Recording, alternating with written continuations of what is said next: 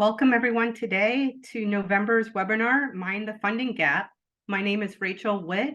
I am the co-chair of the Public Advocacy Committee, and we are so happy to have our amazing panel here today to discuss ways to leverage taxing districts and other funding mechanisms to fund capital improvements. My job, I'm the executive director of the South Grand Community Improvement District. We are a prime example how you can leverage funds for capital projects. We were the recipient of the Great Streets Initiative with East-West Gateway Council of Governments. And we had a road diet streetscape renovation completed. And we've gotten APA Best Place in Missouri and Best Place in America. And we still, until this day, about 12 years later, still maintain the streetscape. So having a taxing district, having the funds to maintain streetscape improvements and capital improvements is really beneficial to help with the longevity of a main street and increase people to want to live, work, and play in your area. So I'm really excited to introduce our group today on discussing what they've done in their cities. And I am going to start with just a little information, a little housekeeping. Please enter your questions you have for the panelists in the Q&A. At the end of all of the presentations, we will have a time to have a Q&A session with the panelists. Also, just a little thank you to our sponsors for the St. Louis Metro Section's sponsors for the year and to make this possible today. Also, if you haven't signed up, please sign up today for Tuesday, December 12th, Winter Workshop. We are really excited about this. It's $50 and you can get 3 CM credits, including 1 CM law. It will be only in the morning. We will have an award ceremony and lunch included. And then afterwards, if you would like to stay and join us, we will have a happy hour at Mission Taco with the Retro Arcade from 1:30 to 3:30. And we hope you sign up, and we look forward to seeing you at the Kirkwood Performing Arts Center on December 12th. Also coming up on November 17th, we will have our coffee meetup in the morning at Panera in Richmond Heights on Clayton Road on November 17th again at 8 a.m. It's just a way for local planners in the community to meet up and just talk about best practices and what's going on. We look forward to seeing you there. With that, I am proud to introduce our moderator for today, Laura Radcliff. She is the managing director of Stifel, and she's amazing. For those on this call, if you have worked with her in the past, she's my go-to person. She gives the best advice. She's amazing in her profession, and I can't wait to hear what she has to say today. But I just want to give you a little bit background on her bio. During her career, Laura has served as an investment banker on more than 300 bond issues with a total par amount in excess of $17 billion. Laura's primary investment banking focus is on revenue bonds of public entities with an emphasis on economic development bonds. Laura has lectured extensively on the topic of financing to a wide range of audiences, including the American Bar Association, the Council of Development, financing agencies, several individual state agencies, and municipal organizations, and numerous real estate and economic development organizations. Laura co-authored 2 publications on tax increment finance, the Tax Increment Finance Best Practice Reference Guide, and the Advanced Tax Increment Finance Reference Guide. She currently serves as the secretary of the Downtown St. Louis Community Improvement District. Laura holds a Bachelor of Science degree in Urban Planning from Michigan State University and a Master of Public Affairs degree from Princeton University. Prior to becoming an investment banker, Laura worked in local government and economic development. Laura is currently registered with her Series 7 general securities representative, 50 municipal advisor representative, 53 municipal security principal, and 63 uniform securities agent state law licenses. Please help me welcome Laura today as our moderator for Funding the Gap. Thank you. Thank you, Rachel, and hello to everybody. So when we talk about funding the gap, we are typically talking about districts with a boundary and districts within which public finance tools are used to help fund certain projects or services. Now, there are two categories generally of these kinds of districts.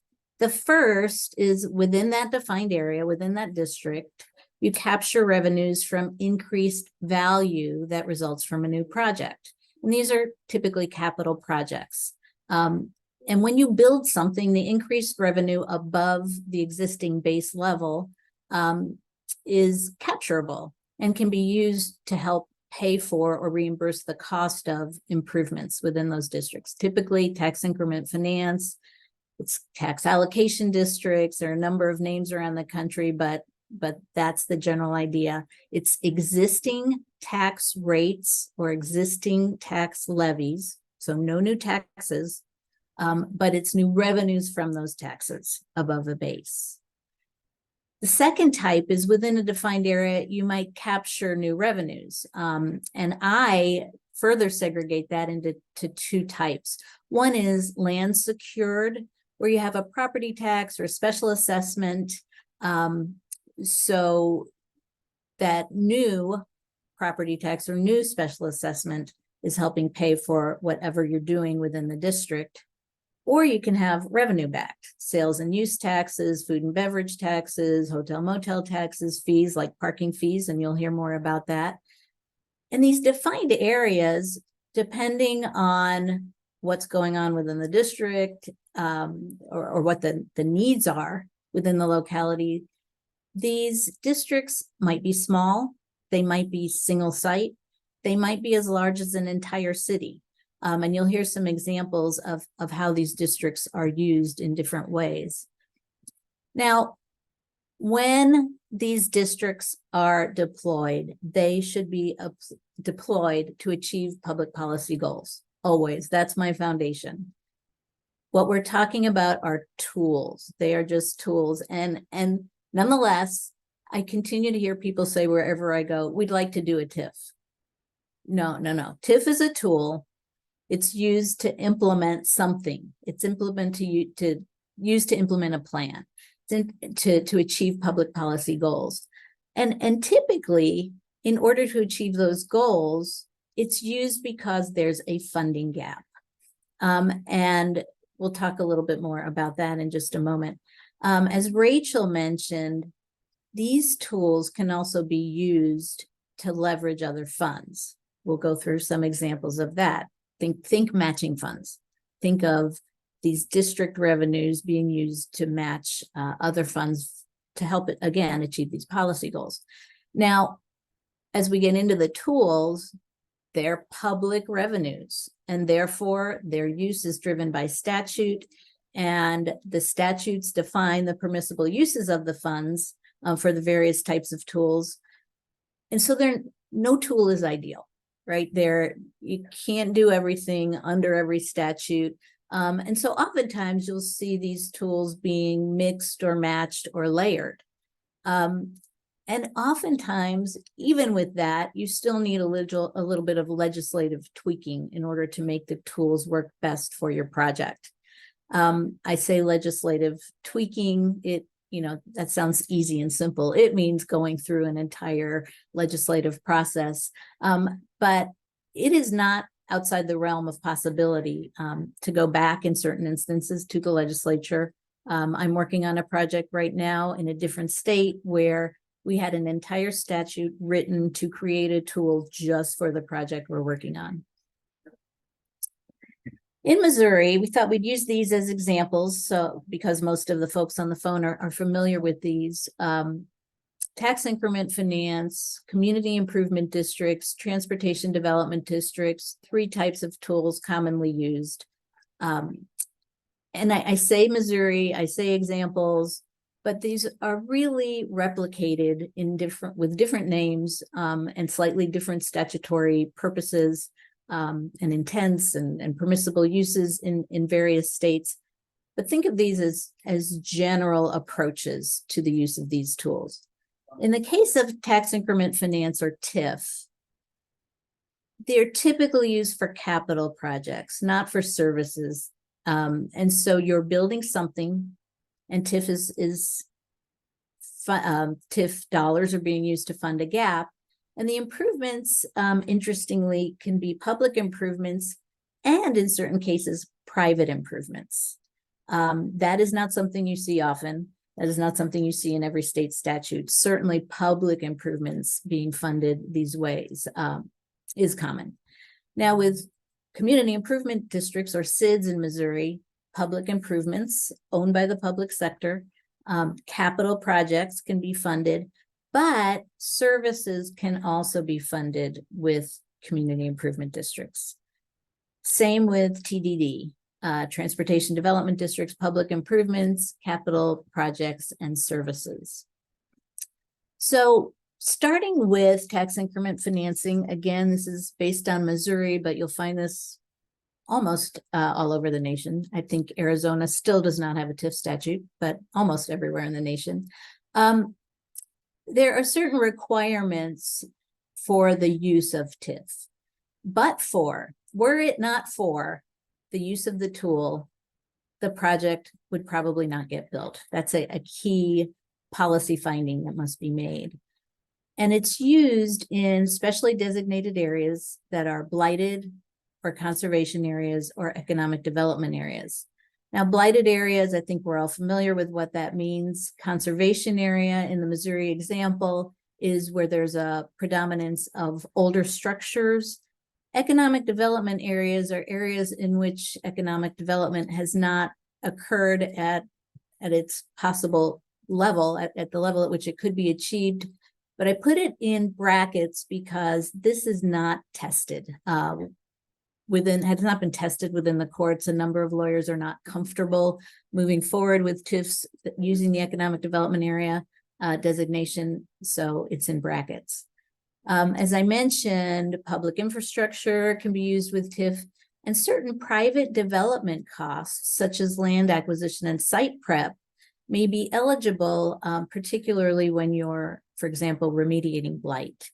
Now, in order to establish a TIF, you have a couple of steps, one of which is a TIF commission itself.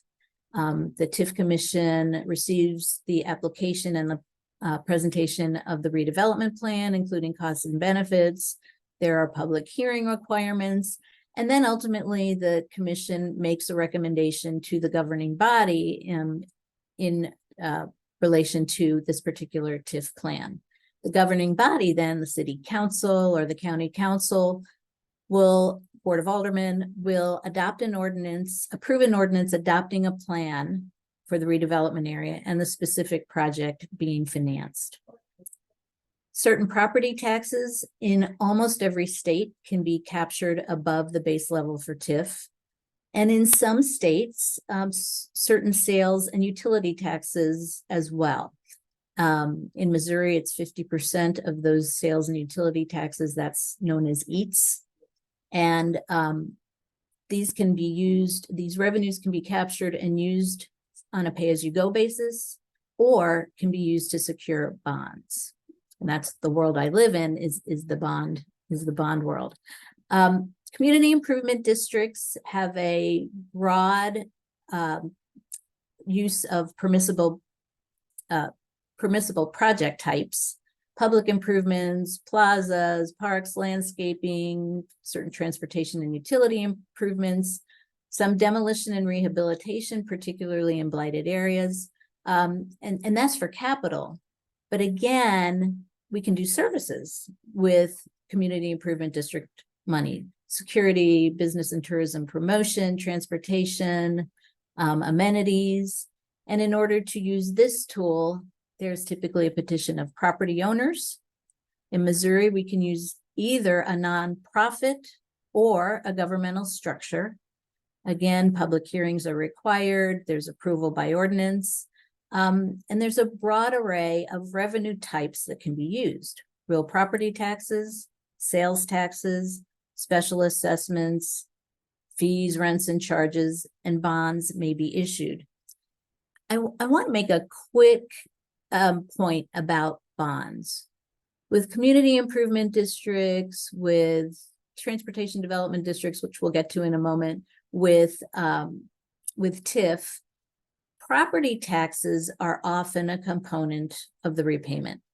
And in the bond world, that's what we call land secured. If you don't pay your property tax, if you don't pay your special assessment, there is the ability to foreclose on that lien, that tax lien or the assessment lien. And that ability to foreclose is typically a really good incentive to pay those revenues. And so in my world, in the bond world, that is viewed from a credit worthiness standpoint as a relatively secure type of funding. So transportation development districts in Missouri, as the name implies, transportation-oriented uses. That could include things we don't typically think of, like hangars and rest areas and ports.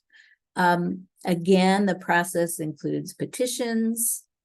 If you've got voters, it would be voters. If it's no voters, you can have property, real property owners. Court hearings in this case, along with public hearings, vote. And the vote is on the establishment of the district and on the revenue source. The projects may also have to be approved by state or local authorities. In the case of Missouri Transportation Development District, we can use sales taxes, special assessments, property taxes of up to 10 cents per hundred. We can use tolls.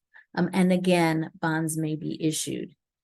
Now, with transportation development districts and community improvement districts, I mentioned land secured taxes. When the property or special assessment taxes are used, there's a different approach in collecting those. The property tax is some, as is written on the slide, some dollar amount up to 10 cents per hundred. But if you don't build something, there's nothing there. There's no value. And so, it's only if you build it, they will come kind of revenue source. Whereas special assessments can typically, as long as they're applied in a way that equal benefit is distributed evenly across parcels, then special assessments can be set in a fixed amount per year. And so we don't have to wait necessarily for a project to be built to achieve a certain revenue stream. So here's my first example. I am on the board of the St. Louis Downtown Community Improvement District. And we are a service-only district. We don't do capital projects. And so when it comes to our ongoing services, we have three buckets. Our mission is to make downtown St. Louis cleaner, safer, and better. We supplement services that are provided by the city and others. And we do this through our clean team and our scoop troop. We are keeping downtown clean. We are removing first level graffiti. We are emptying trash cans. We are I'll tell you, when tourists come to St. Louis, they may say lots of things. They always say that we have a very clean downtown, and that's your SID dollars at work, special assessments in this case. Safer, we have safety officers that supplement the St. Louis Metropolitan Police District. We do support the police district with their bikes. We do workshops. We have a security radio network. And we also provide downtown ambassadors. Again, they're there all the time, but during conventions, you'll see a lot more of them. We do help activate and program public spaces, and we do a lot with beautification downtown, landscaping in particular. Rachel mentioned leveraging, and I said I wanted to give an example of how these types of special district dollars have been used to leverage. In this example, Valley Park, Missouri, it had been plagued by flooding for years. And a study by the Army Corps of Engineers determined that this flooding was due to the large amount of city development within the Merrimack River's floodplain. And that study justified a flood protection levy. Now, this goes way back to 1993. But that study came up with an approximately $43 million project of the Army Corps of Engineers, and that project required a 25% local match. Valley Park didn't have 25% of $43 million on hand. But fortunately, that local match could be provided in kind with contributions of real estate or with cash. And so Valley Park established a TIF district and used revenues above a base collected in that district to provide the necessary cash. It was an interesting bond issue that the city of Valley Park, their initial attempt to sell bonds didn't work. They determined that their district was too small and really wouldn't generate enough incremental revenue to pay off the bonds.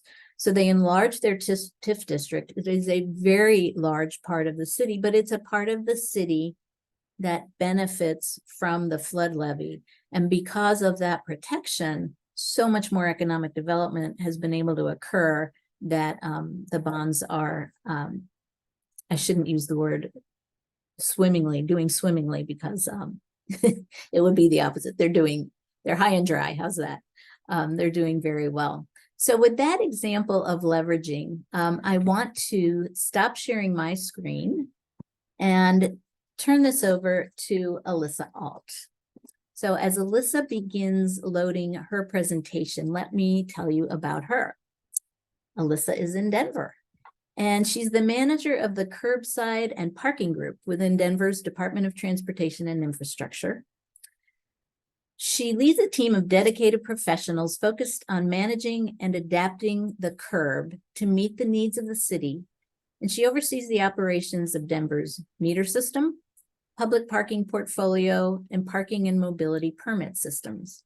She has worked to create, update, and operationalize policies from food trucks to loading zones to embedded programs like valet and residential parking permits.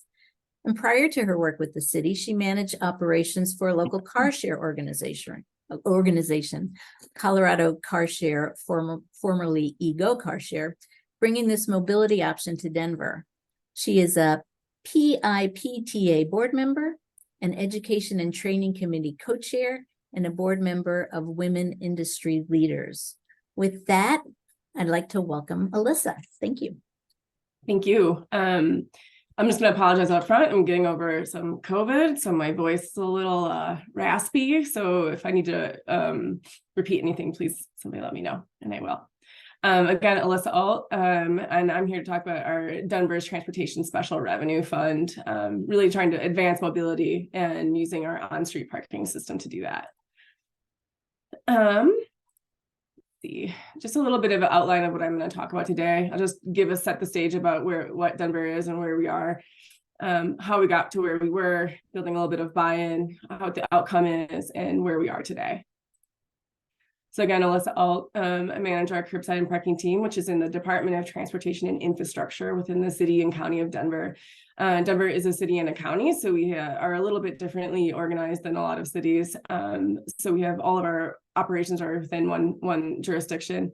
We in 2020 were actually the Public Works Department, and then changed this. The voters of the city decided that we should be a Department of Transportation and Infrastructure with a focus on to put the focus on transportation, and then also have a utility section that really focuses on our solid waste and wastewater and things like that. Denver's got about 715,000 people, $78,000 median income, pretty educated, and we have a high employment rate. The Department of Infrastructure, Transportation and Infrastructure, we are general fund based, which includes transportation and utilities functions. And then our curbside and parking team is within the operations administration of that group. So getting into what we really want to talk about here. So we're setting the stage. 2021, we have about 6,200 on-street single space parking meters. And they're primarily located in our downtown, some of our inner downtown areas, plus a couple of our more Cherry Creek, if you guys are familiar with Denver, and Hospital Zone, our South Broadway area that has where our dense populations of use was. We had $1 an hour parking for all of those locations, and time limits were our primary way for managing demand. Based in 2021 and before, Denver was probably had the lowest parking for the city of our size, parking rates for the city of our size in the country. Maybe, you know, it depends on how you're actually like focused on it, but it was low. So the demand for parking was high, but on street, and the parking rates were low. And so we were having a really hard time actually managing our demand. And then also our off-street parking providers, which we have a small portfolio that the city manages, but not much. Most of it is all managed through private property, private owners. And so we don't have much control over that. And we saw the rates from the on-street be so drastically different from the off-street rates. And so all of that allowed us, or basically did not allow us to kind of manage demand only through time limits. Also citation fees. So and you can see that we just had not much movement of anything. So 2021, we had a small, or 2001, we had a really small increase. Some other small changes that happened throughout the year, but 2011 was really the last time that we made any sort of dramatic changes with our citation fees. Also, I forgot to mention, our executive director of Dottie has the ability to change parking rates on street. So we don't have to go through city council. He is obviously, or they are obviously appointed, well, they're not obviously, they are appointed by the mayor. So we do have to, you know, work through the political of that, but it is a little bit easier than some other jurisdictions, and so that it is not written into our code. And our citations are issued, our citation fees are set by our county courts. So just a little bit more context, we were stuck. We had been literally asking for payment changes, to be able to change the payment on street for almost 10 years. We have just an increasing demand for the curb space, Uber, Lyft, bike parking, micromobility, all of that, artificially low on-street space. Our stakeholders, particularly our business improvement districts, were begging for an updated strategy and new pricing. They were seeing demand, and they were having a really hard time having conversations with their public, the folks that are visiting their areas and saying, hey, our hands are tied. We don't have anything that we can do to manage this increased demand. So we were asking, one of the reasons for this is that parking, on-street parking rates had been like a third rail for a long time. One of our mayors, Mayor Hickenlooper, who is now Senator Hickenlooper, campaigned on lowering parking rates back in, I think it was around 2001. And ever since then, nobody wanted to touch it. So it has just been something that nobody wanted to talk about. And then also our citation fees were just misaligned with city values and investments. So we really, we really wanted to emphasize safety related to crosswalks and bike lanes and loading and pedestrians and people. But our citations were just really artificially low as well. And so they weren't really changing behavior. So what did we do? We started by building buy-in for change. We reviewed all of our different citywide and Dottie and other planning and documents. We have a strategic parking plan that's actually currently being updated right now. We do curbside access plans, which are localized planning processes within neighborhoods. We have a CarShare program that's pretty robust, though not as much in recent years. Bicycle parking program. We have Denver Moves programs. We have bicycles, pedestrians, transit. There's a Vision Zero plan. Denver Land Use, the Blueprint in Denver, which is our land use and transportation plan. There's a mobility action plan, which was from the mayor's office. It was really trying to move things. Our comprehensive plan, we have very aggressive climate goals. All of that is really just not aligned with what we were trying to do with our with our citations or our on-street parking pricing. So then we were working towards building buy-in politically. There was a transportation funding working group convened. It was a group from the mayor's office and city council primarily, but it also had representatives from our Dottie teams that help staff it and provide information and understanding about the things that we have focus on. And also really what this group was trying to do was figure out ways to fund transportation. Now that we are a Department of Transportation and Infrastructure, how do we really put the focus on transportation? This group looked at all the different types of transportation funding that we have control over and how they could be updated. Also might mention that this was our mayor, the way that our city government is set up. We have a strong mayor, and this last mayor was in his position for 3 terms. We have 3 4-year terms if they, make it through the whole thing. And it was his last term. And he was before that, he had been a city councilman for 3 terms. So he had been in our city government for a very long time and understood sort of how things were working. And so I think it was really a good time for him to be able to sort of leave this legacy. Like we created this Department from Public Works to a Department of Transportation. And also now we're really looking at how we can fund it and make it have a longevity in our city. So what did they look at? They looked at right-of-way permits, temporary street closures, curb cuts, meter bagging, things like that, sewer and drainage, land use permits, curbside permit fees, a residential parking permit fee. We do have a residential parking permit program that is currently free. So looking at adding a price to that to then help fund this. And really what they came back to was that parking citations and parking meter fees was really the thing that made the most sense and was tied most directly to what we were trying to accomplish with transportation.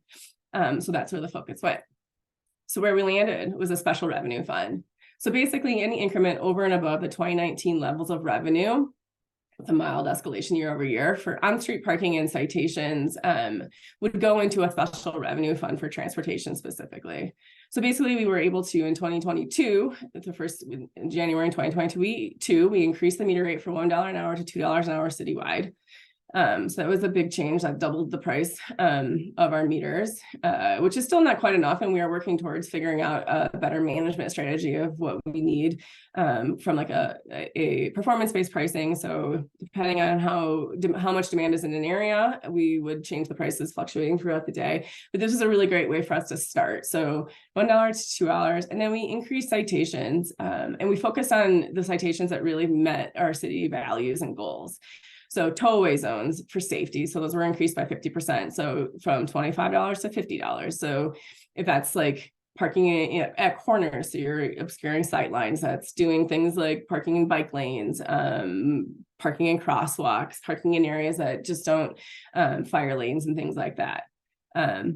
Things that are in direct opposition of our mobility and Vision Zero goals. Also ADA violations were relatively low compared to what we were allowed in our state statute. So those were increased by 133%. To just really emphasize that we mean business. This is important to us. We provide these parking spaces for folks that have mobility issues, and we need to be respecting them. So the other part, the way that we kind of got to this transportation and really help build buy-in and support for this is that really what the Transportation Special Revenue Fund was going to fund was transit improvements, bike improvements, pedestrian improvements, and safety. So really focusing on what the goals are when our city is really trying, what our city was trying to focus on is really important to us. And so that's really how we sold this and where the money is going to go into the future. I'll have this presentation left behind, but this is where we kind of went through it. So the change happened through our budget process. So it was a budget ordinance language change, which here's the information about what that looks like. And I'm happy to just leave it behind. I just wanted to give you guys an example of what it could look like for anyone else who's looking at it. And then just sort of to give a little bit of like perspective on the money. So our 2022 DOTI budget, which had the first year of the special revenue fund, our total budget was $140 million. This was general funded money, so not capital money. And SRF estimated revenue was about 9.5%, so not even a percentage of the budget. And the actual revenue in the first year came in about $2 million low. In 2023, our total general fund budget went down a little bit, so 132 million, and the estimated revenue from the SRF was about 11 million. Some of the reasons for this is that the first year is always a little bit complicated. Things are harder. It took us a little bit longer, I think till February or March, to actually get the citation fees changed, which is actually the bulk of the money. And there was just a few things that we had to work through to get it to work, to get it to where we thought it would be. Also, you'll notice, I mean, you probably won't notice, but like our doubling the meter rate did not double the amount of revenue we made. So it was increment change, not a total doubling. So if we made $12 million in revenue, we did not make $24 million the next year from a meter rate change. I think that's just something that's pretty important to remember, that changing rates on parking doesn't just double money. Anyway, for this year, we are on track to meet our estimate. So the other thing that I would like to mention too is that where we are, you know, where we are today. So throughout this process in the last few years, we've had about a 10% decrease in parking spaces. So we started around 6,200, we're at around 5,800 paid parking spaces. A lot of this is because of actually all of it, besides a couple construction projects here and there, is because of transit and bike lane improvements. So we are repurposing curb lanes for transit and bike projects, which are helping move people in different manners and definitely meeting our goals. But it is also reducing the amount of parking spaces that we have. This year we'll be installing more expanding our paid parking footprint to get back to at least 6,200 by the end of this, hopefully the end of this year. And then into next year, I'll be expanding into other areas that need paid parking to help manage the curb. And so then our parking spaces will be going up, which means that our special revenue funds should be going up. For 2024, we're estimated to have around 14.6 million, which is about 1% of the budget of our Dottie budget. I think our overall city budget is 1.7 billion. So, you know, Dottie budget. And we're also using 2.6 of this budget from this year to help cover the deficit that happened in 2022 year. So how are we also like planning on this money? So basically what we're doing is using our Denver Moves Everyone, which is a comprehensive transportation plan also, and was completed in the end of 2022, which is a great timing for the start of the SRF. So basically that's funding, it provided guidance on and direction on funding levels based on the outcome of the plan. And the focus of these is pedestrian transit, bicycle and micromobility, signals and infrastructure, curbside and parking, multimodal systems, and operating and maintenance investments. I think it's really important to remember that it's not just about putting in new things, but it's also about maintaining what you have and making sure that that's at a great level of service, and that people can continue to use it as they travel through our city. That is something that's always hard to talk about because people want to see new things, and it's hard to remember that operations and maintenance is actually a really important portion, and it's actually a huge part of our budget every year. So just a couple project, sort of how the funds are being deployed. So basically what happens in our SRF for 2024, 8.1 million of that money is going to go into our capital improvement projects. So that's going to be, this is not all going to add up, all the numbers don't add, but these are like the main ones that we're working on. Bike programs, so that's bike lanes, community bikeways, things like that. Vision Zero action plan implementation.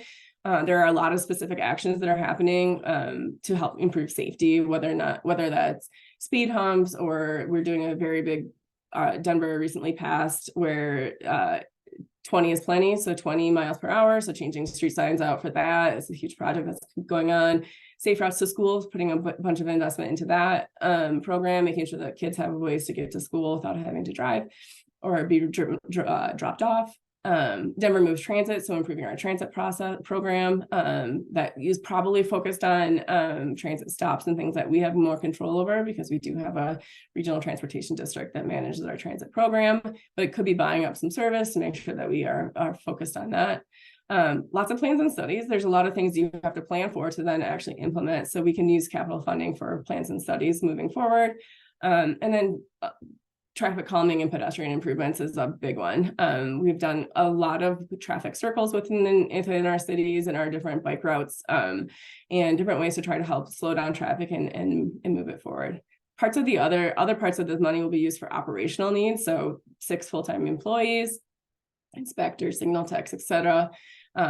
Micro transit expansion. So we have a program that has basically a van type micro transit system that is in some of our equity areas, and it'll be expanding to more of that. So just having the funding to be able to do that, Vision Zero marketing, crossing guards, traffic software, things like that. And then some lessons learned. I think it's important to include transit projects in meter revenue forecasting because there's a reduction or addition of paid parking spaces. And I think sometimes it wasn't always thought of when we were doing our forecasting, and could be part of the reason why we had a deficit in the first year. And I think it is definitely more obvious and considered while we're thinking about funding levels into the future. We have, like a lot of places, have had a lot of staff vacancies, and citation revenue is directly related to that. So if there's not as many people, there's just not as many citations that can be issued. And so just being able to account for that when you're thinking about revenue. Also, like just how the funds can be prioritized. I think it's really easy to sort of sell like 40% transit, 20% safety, 20% bikes or peds, like, but what does that actually look like on the ground, and how do you prioritize projects? Which projects are going to be in this program versus in other types of funding? And just making sure that we are following what we set out to do and what and how we got there. Our Denver moves everyone was a good way for us. It was just good timing for all of this to happen and be able to use that to then help us fund some of these projects. I also think that making sure that parking technology and expansion is actually included in the option for funding. This is something that we are working through right now. It is sort of included, and I think there will be ways for us to use some of this money to expand our paid parking, which then would expand our ability to have, or like our revenues, but it wasn't something that was exactly thought of when we first put this together. And then also we just had an administration change at the mayor level and our city council. So just memorialize the fund to withstand administration changes is something that I think is important. How do you do that? How do you make sure that's not lapsing? And so whatever that looks like, and however you're setting up the project, just keep that in mind as you're moving forward. That's all I got. Thank you so much, Alyssa. There's my camera. There we go. That was great because it's an example of a very thoughtful approach to fees. And it's interesting too, because when we think about special districts, your district is the city.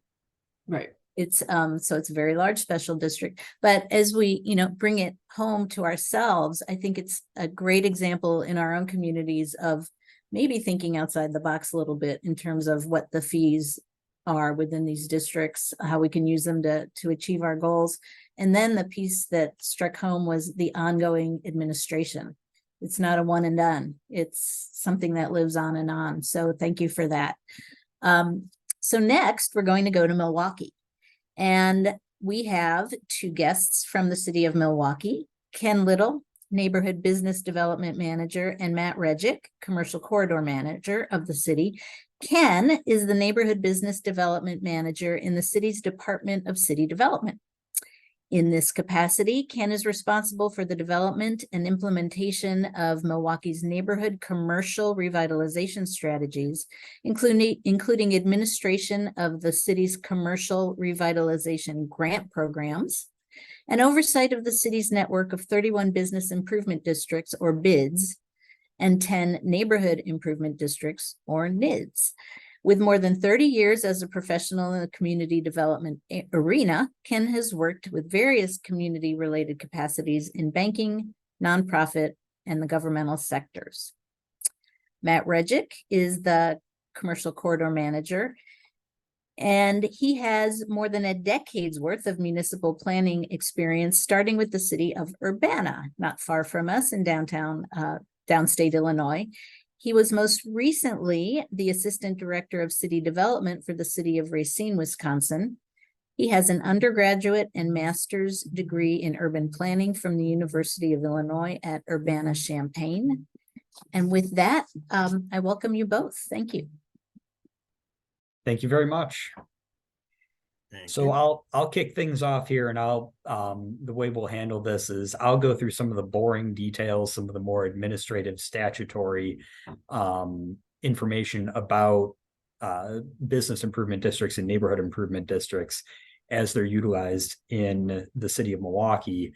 We've got a few examples of how they've been used, and I'll let Ken fill in some of the details on those.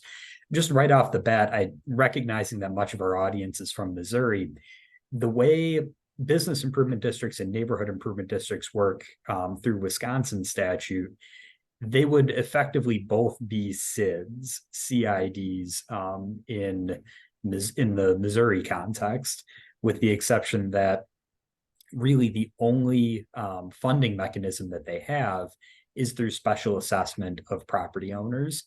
Business improvement districts bids are solely able to raise revenue from business owners, and NIDs are able to raise revenue from both business and residential owners. So I just wanted to put that context out right off the bat. We'll start with bids. Per Wisconsin statute, a bid is an entity that is created by commercial property owners, very similar to, as Laura mentioned, with CIDs, through a petition by an owner. And it would have a defined geographic boundary within the municipality in which property owners agree to pay an annual special assessment through their property tax bills that can be used to fund business improvement district activities and to strengthen the corridor or district itself. Typically, business improvement district funds are used for marketing, promotion, street beautification, streetscape improvements, things of that nature. The examples that we're going to go into are a little bit more out of the box, a little bit more unique and larger scale, but the vast majority of bids use their funds for a lot of the same things that business associations would use their funds for. The business improvement districts have a board, which is appointed by, similar to Denver, we have a strong mayor form of government. The mayor appoints, as approved by Common Council, the members of the business improvement district. As mentioned earlier, there are 31 business improvement districts in the city of Milwaukee, and they represent a very diverse range of businesses, stemming from our downtown business district, which has multiple, world headquarters of major corporations and skyscrapers that have been built over the past century and ones that are currently being built, all the way to very small sort of Main Street type communities that only raise maybe $30,000 or $40,000 a year to cover basic marketing expenses. Here's an example from our Brady Street Business Improvement District of some of the place-based marketing that they've added to their streetscape, which basically brands, some of with their logo, and putting some uniform branding along their wayfinding and street signs. And that helps to identify, when you see some of this branding, that you are in the Brady Street commercial corridor and you are on Brady Street and patronizing Brady Street businesses. And they've been one of our most successful bids and have really seen a lot of benefit from creating this brand that Brady Street has, of essentially being one of Wisconsin's premier entertainment districts. Other business improvement districts have held and used business improvement district funds that they've gained through their special assessments to put on events. One of our business improvement districts created a music video to highlight its legacy in the city of Milwaukee and in pop culture. There's a number of references in it. I believe it's taken down now. We tried to look for it, but there's a number of references to Happy Days in the music video, with Leon's Custard being featured there. And all of our business improvement districts, virtually all of them, use their funds for creation and maintenance of websites, allowing people to access services and contact the executive directors. Just mentioning here again, services that bids fund: streetscape, small business grants in some instances, helping to pay for, businesses that need rent assistance, business workshops and events, helping. That was something that came through with COVID. BIDS would actually, they sort of led the charge in helping business owners to learn where grant funds were available and how to apply for business stabilization grants that came available through the CARES Act and other assistance legislation. Gateway projects and marketing, graffiti cleanup, just like with St. Louis's downtown, Milwaukee's downtown business improvement district has a sort of a anti-graffiti cleanup crew as well, that really prides themselves on making sure that graffiti is gone within 24 hours, wherever it shows up. Security improvements are often included within bid budgets, and real estate development when applicable. As I mentioned, bids have special assessments that they use to raise revenue that goes on the tax bills, but is separate from your basic City of Milwaukee, Milwaukee County general tax bill. And typically bids choose their own special assessment methodology. And typically they use a mill rate where they would charge a bid assessment of, in this case, $4 per $1,000 of assessed value per the city assessment. And it's a simple way to allow for the assessment payers and the bids themselves to keep track of the funds that are coming in and keep a hold on what their assessment base is looking like from year to year.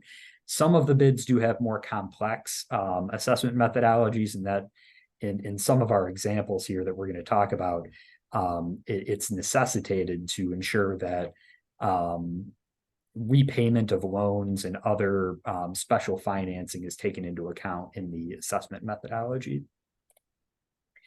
So in general, business improvement districts really are a key resource for raising revenue for redevelopment activities, including both soft and hard costs related to revitalizing and maintaining business corridors. In some areas, they don't necessarily have a bid, but they have a business association that's dependent upon voluntary payments. That is, in some cases, it's a way to be able to accomplish some of these tasks. But what we've really found is having the payments be on the tax bill really creates a much more stable revenue source to keep marketing and branding efforts and other projects going in the long term to build that stability. So I will now turn it over to Ken to go through one of our first success stories, and probably the one that is really one of the biggest ones that we have been a part of with the commercial corridor team and working as the liaison between the bids and the NIDS and the city. So Ken, do you want to talk a little bit about the KK River? Thanks, Matt. We'll kind of go into that. Just one little thing before we go there about the bids that we have in Milwaukee that's important is that it creates an empowerment vehicle for neighborhoods. Bids in Milwaukee are created by petition, the second St. Louis, from property owners and business owners in a certain area. And they create themselves, and they have complete control over the decisions that are made and where the money goes and so forth and so on.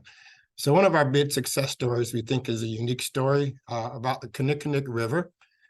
In Milwaukee, Milwaukee is on Lake Michigan, and it's has three rivers that feed into the lake, Kinnickinnic River being one of those rivers.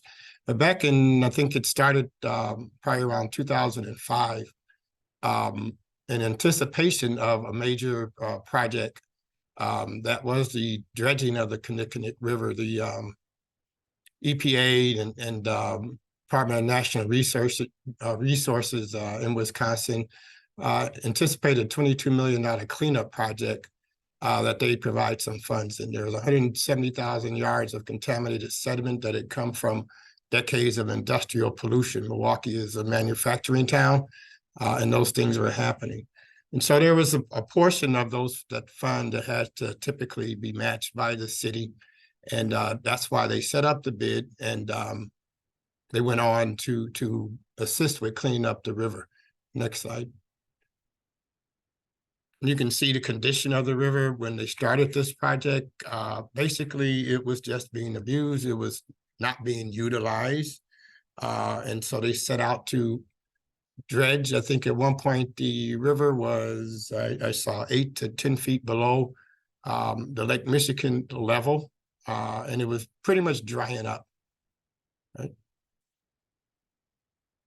So they set out to clean the river up. You can see, again, some pictures of the condition. The one on the top is where the crane is actually lifting a boat that had been abandoned in the river. You can see that in the bottom left corner of the slides, where the boat had been abandoned for decades in the river, and was, you know, it had sank, and now you can see portions of it. So next slide. So in 2015, after the river was pretty much cleaned up, this is the condition before some development. And the purpose of doing the dredging was to clean the river up and make it more enticing to development that could occur along the river. Everyone likes to be on the water, and it provides a lot of different amenities. And so that's what it looked like in 2015.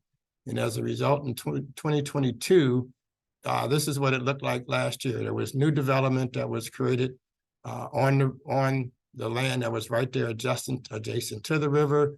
The Kinnickinnick River bid was actually encompassed or encircled by the river, and it took in those properties or those companies who's had frontages on the river or had access to the frontages on the river. So this is an overhead slot of a brand new building that was developed and completed in 2022. And the next slide will show that the value. That's another picture of that building and some other developments, some residential development and some restaurant developments. And you can see the change in the assessments, the property assessments from 2020 to just over $1 million to now in 2022, at the end of 2022, it's just over $5.5 million as a result of the small increment. And I'll tell you that when the bid started, the initial year assessment from it was roughly 16 businesses or properties that were in that river district, and they raised $8,000 in the first few years, and they used a linear square footage assessment method, whereby based off the value of the land that you had facing the river or on the river, and you'd pay a percentage. And at the beginning, it was $5.58 per linear square foot.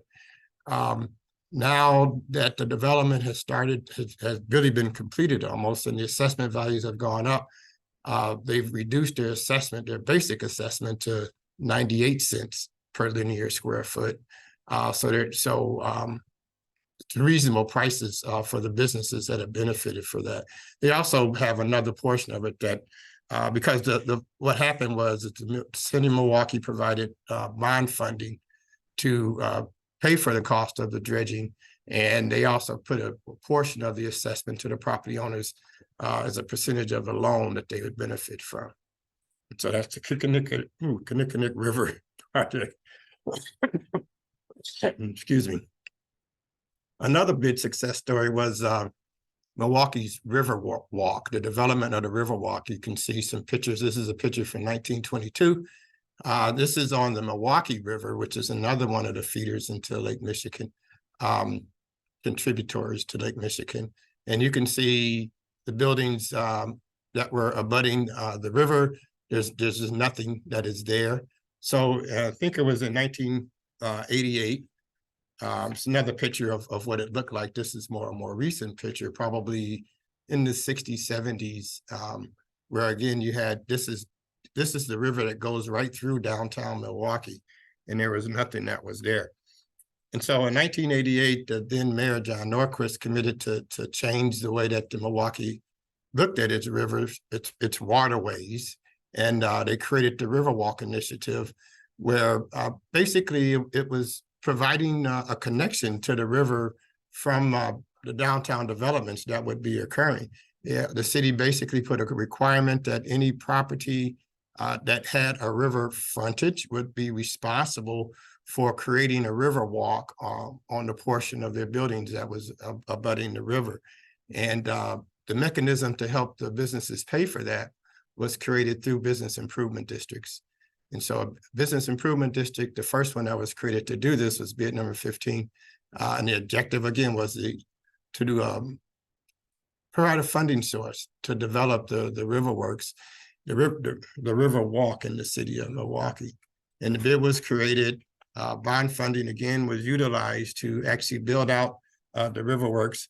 And now the next slide will show you some of the benefits. And those were the same buildings that you saw on the other slides from 1922. And you see now we have Riverwalk, and the borders is the extent of the business improvement district that was created to create those. Again, they use a linear footage assessment method where all the businesses who benefited from being on the Riverwalk was able to pay their fair share or pay a fair share to get the walks created. In the next one, you'll see that we won't attribute the creation of the Riverwalk to all of the development downtown, but as a result of creating the Riverwalk and creating a more vibrant downtown and utilizing the Riverwalk as one of those tools, downtown development in Milwaukee is really taken off. So again, 2020, just under 6 million was the downtown assessment.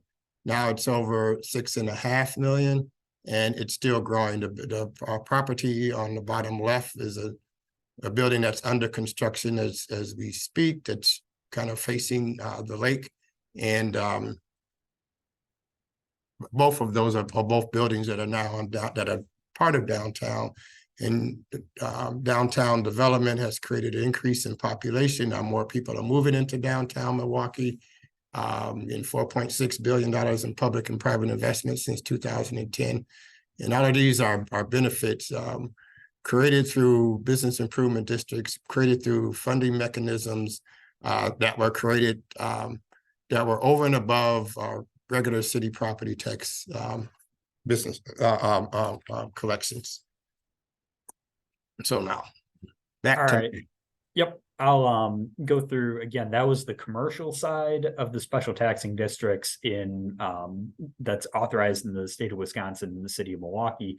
Neighborhood improvement districts, NIDs, are more for residential and mixed use neighborhoods. They were a little bit later. Bids were authorized by the state in, I believe, the 80s. NIDs came later in 2006. After neighborhoods really wanted the same types of flexibilities and representation, and as Ken mentioned, empowerment to do some of the things that they wanted to do. The first one that we authorized was NID 1, the brewery, which was a redevelopment of the former Pabst brewing complex, which had buildings dating back to 1858. That a lot of the funds there were used for historic renovation and maintenance of the older buildings. Now there are, we're up to 12 different NIDs that have been created in the city of Milwaukee. I believe there are 10 that are currently active. There really are not too many differences from a statutory perspective between bids and NIDs. NIDs, again, have the flexibility of being able to assess both residential and commercial property owners, while bids can only assess commercial property owners. Board members for neighborhood improvement districts, different from bids in that neighborhood improvement district board members are elected by owners and residents of the community, as opposed to being appointed by the mayor and approved by the city council. So most NIDs, there are some exceptions, but most NIDs in the city of Milwaukee use their revenues for, we'll go through an example of home improvement assistance, neighborhood lighting to be able to enhance or add street lighting in specific areas, using that same branding for different neighborhoods. maintaining and enhancing green spaces, and just general street cleaning, graffiti removal, those types of things. And just as I mentioned, the same thing could technically be accomplished through a voluntary neighborhood association or organization, but having payments come through the tax process through special assessments provides NIDs and neighborhoods with a higher degree of stability and assurances that funds are going to be around for accomplishing the things the neighborhood wants to do. And all of those eligible activities, really add to positive image and a unified voice with regards to city affairs. So, Ken, you want to talk about Harambe?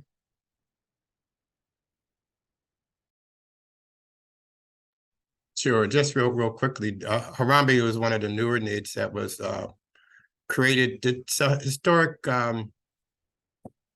community that has become an African-American community since the 70s.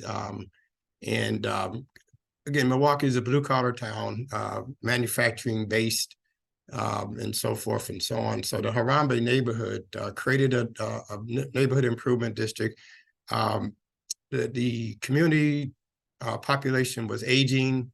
Obviously the residential stock was aging. And so they created this neighborhood improvement district to help those folk who were, it's a low to moderate income neighborhood, and to give them some assistance in terms of keeping the values of maintaining the assessed values of the properties around that community. And so when they were created, there are roughly about 3,000 households in the neighborhood. There's a number of city-owned properties and vacant lots that are in the neighborhood. And they wanted to do something that would, again, stabilize the values of the neighborhood and provide assistance to those folk who were on fixed incomes and so forth and so on. So they created a home repair fund. And I think there's some of the results, and you can see that the NID assessments on residential properties usually is $50 per unit of assessment. It's a fixed assessment per unit, so a duplex would be assessed $100 per year. As a result, since 2018, when the Harambe Neighborhood Improvement District was created, they did a roof repair project. And since 2018, they spent $400,000, over $400,000 repairing roofs for senior citizens primarily and other owners. And these were $15,000 roofs. I think they've done, since then, I think they've approaching 100 roofs that they've repaired in the area. It's been a big benefit for the residents. It's hard to put these together because you got 3,000 households that you have to convince to pay an extra amount on their tax bills to get to do something. But as they see the benefits, it's been working out pretty well. And so that's Harambe NID and its success story. With that, that's it for us. Thank you so much. I love this presentation because it provides examples of what is essentially the same tool being used for projects as large as that shiny new building on the riverfront to, an individual homeowner's roof. So there's such an array of uses for these tools. And there was a question in that regard. So Rachel, should we just turn into Q&A? She's Yep, nodding. Get started. There's one question in the Q&A. If anyone else has more questions, please send them our way. So the question in the first question I see is, can a community improvement district be used to fund a community center? And it's a really interesting question for a variety of reasons. I'm not a lawyer, so I would say, first of all, turn to your attorney and make sure that the answer is yes. But I believe that the broad uses permitted by the Missouri SID statute would enable it. But then the question becomes, if your goal is to have a community center, is this the right tool? So what sorts of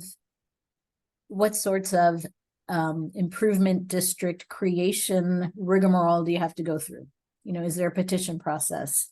And if you're talking about something that serves the entire city, are you getting petition signatures from everyone within that very large district, which is a city? Are you going to have to put the revenue source to a vote, and might an alternative be just using a citywide revenue source without having to create the special district?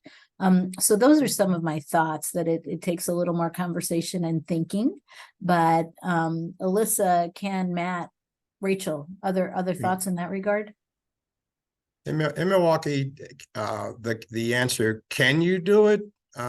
Is it allowed by state statute? And the answer to that would be yes. Again, you're empowered to do what it is, but then you have to start asking the hard questions. And you have a certain level of funding that you're going to create, and we don't like to use the word taxing, but you are assessing the community to pay for this. So how do you sustain the community center operation? How much of a residential or that homeowner's dollars want to go to purchasing or building that community center, and what's the ultimate benefit going to be? So that's a question that, can you do it? Yes. Is it something that you can convince the homeowners in that area that they're willing to pay for it, doing something like that? And that comes what it is. The community center, I think of something that's a nonprofit, that's not revenue producing, that's got to figure out some way to sustain its operation, to keep the maintenance up and so forth and so on. And so in the Milwaukee mid situation, $50 a unit times 3,000 units is not going to really be enough to do something like that. And then a lot of time with something like that, you have to think of operations and maintenance. And also your loan to build it, that's a lot of money to build. And also when you're forming your taxing district, you have to look at, what is your mission? What is your values? What is your vision? What are you trying to accomplish? Most taxing districts for main streets are built to get people to live, work, and play there. It's all about, improving infrastructure, beautification, maintenance of the beautification, street cleaning, security. It's ways to create more value to your area. And like, I agree with Ken, what is the value? What are you trying to bring for a community center? A lot of that times that's could be a partnership with a nonprofit who can get block grant maybe funds to help do something like that. And maybe you can assist with the beautification out front, or like lighting on the building, like the few things, amenities that you can offer, your own grant program. Like we're doing uplighting soon on South Grand on our properties, and we have a grant program to assist with facade or exterior camera grant program. So those little things, those little nodes, you can assist with that, but it should probably be a nonprofit organization that's forming that community center and overseeing it, but maybe helping with a few amenities towards it. Well, the next couple of questions have to do with whether or not the recording and slides will be available to the attendees. Yes, we will be putting this presentation on our YouTube channel, so you can get that. And if you want any of the presentations emailed to you directly, you can send me an email, Rachel@southgrand.org, RACHEL @southgrand.org, and I can make sure I can get the presentations to you. Ken, this next question might be for you.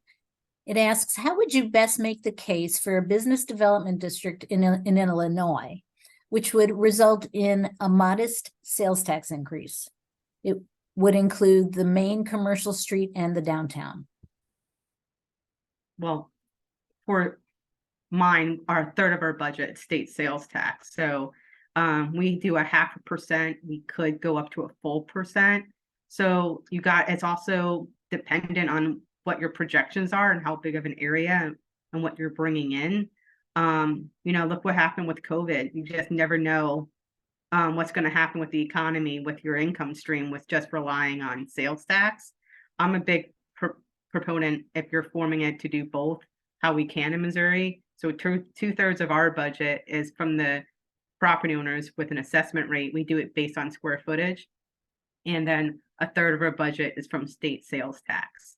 So you want to be careful with just doing state sales tax because we passed ours for 20 years and that gave us the leverage to purchase land to build a parking lot for the area. And we were able to get a really good loan because of the longevity of our SID.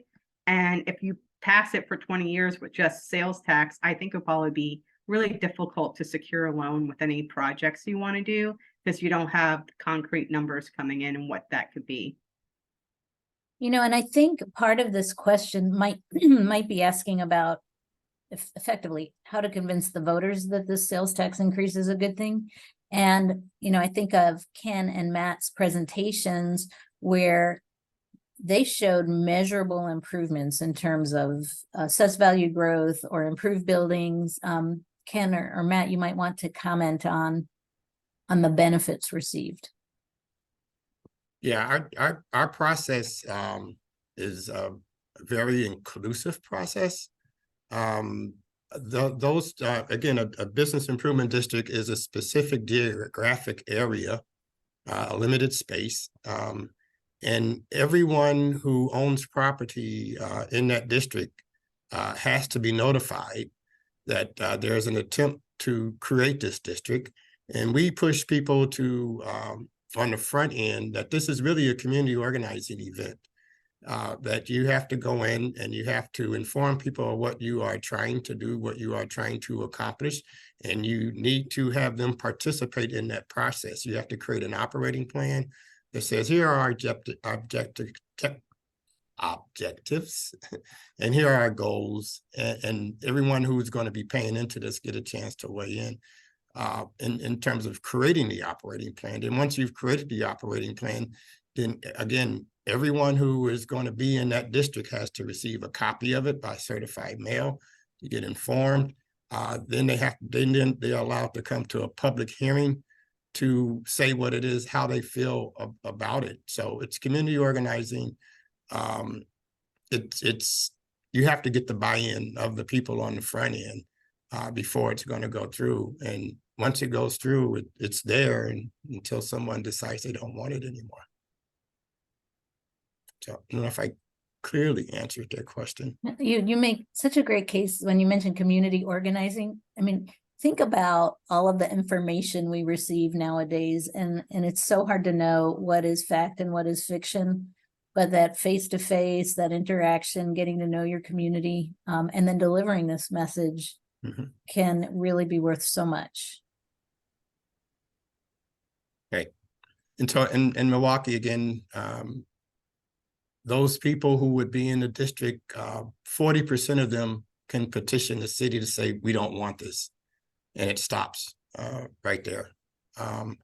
So it's not a complete it is a democratic process, but everyone is given a chance to weigh in and to be a part of that decision. And even after one is created, then 50% of those who are being affected can again petition the city to end it. And so the John who submitted this question thanked everyone and said it would be a 1% sales and retail, up to 1% sales and retail tax. So it's making the case not just to the businesses, but to the community at large. And so, Ken, you've really focused on community participation, community input. And that could probably go into not just the notion of setting up the business, but what benefit is it that the community wishes to receive? Yeah, exactly. From this tax. The whole sales tax issue in Wisconsin is different. Everything with a business improvement district does not, none of it includes sales tax and sales tax revenue. These are additional assessments to provide services and activities above and beyond what the city already provides. It's not for the regular garbage pickup, but it's for getting to what you said about St. Louis downtown. It's always clean, and that takes a little bit extra effort on and so forth. But sales tax in Wisconsin, we just went through a situation where the city of Milwaukee was just awarded a 2% city sales tax. And that had to go through the state legislature and had to be approved from that standpoint. And that affects everyone in the city of Milwaukee and people outside of the city of Milwaukee who might come through here to pay into the sales tax. So those are pretty much different issues than the business improvement district piece. And here in Rach- Missouri, Oh, for sorry. the sales tax part, you have to, within your boundaries that you're setting for your taxing district, it goes out to all the registered voters. And so they have to vote certified mail. And let's say only 5 voted and sent it back, 3 voted yes and 2 voted no, it passes. That's how it is here in the state of Missouri for the state sales tax component, but it gets mailed certified mail to all registered voters within the boundaries of your CID for that sales tax component. Like, and Laura can talk more about this. There's a lot of standalone taxing districts, like just using a Starbucks as an example. There's no registered voters, just that one parcel. So that property owner can just pass it to have just the sales tax to take in to as another feature to get that project developed. Am I correct there, Laura? Yeah, what's interesting, we sold bonds, was it this week or last week? Last week, we sold a bond issue for a retail center in Independence, Missouri, and single owner of the center. They were doing public improvements in and surrounding the center. And we wanted to be able to say to investors, you know, it's one owner. They voted to set up these districts and to impose the tax. But in that area in Jackson County, we had to go through the whole regular election process by vote. And so we had to go a few extra steps to get the county to say, okay, or get the developer to say, yes, we've sent in our ballot. It has been received. We're the only voter. And, you know, we got enough information that we were able to say to investors, this is a done deal, even though it's not effective just yet, because it's all controlled by a single property owner.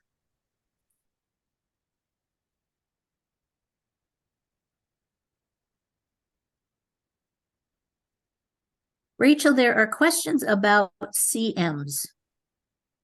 CMs is the credits that you get if you're AICP and you need to keep up with credits. So that's what the CMs are for.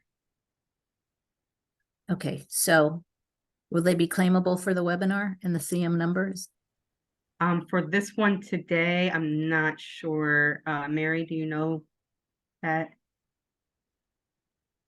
I believe there are CM credits available for this. And so we'll follow up with attendees with an email where they can log those credits and the number. Great. That might be all the questions. So with that, and 4 minutes early, Rachel, I'll turn it over to you, but I will say thank you to all very, very much. I learned a lot and I greatly appreciate everyone's attention. Yeah, same here. Thank you so much for everyone's time today. I'm a very big champion of taxing districts, been running South Grand for over 17 years. It is proven taxing districts work. They really help, and it's obvious in these presentations today what the infrastructure projects that can be done to help improve areas because of taxing districts. So I want to say thank you to the panel for your hard work and dedication in your community, and working together and being transparent and communicating everything that we do with the community at large is crucial to our jobs. And so anything that I can help in the future here locally, and people have questions, please let me know. But communication is key with your community. And it's obvious with our panel today, you guys do an amazing job communicating to the community on what's going on, and the investments that have transformed your communities are just spectacular. And it makes me really proud to be in the same room with all of you and what we all do together. So thank you everyone for your time today, and enjoy your afternoon.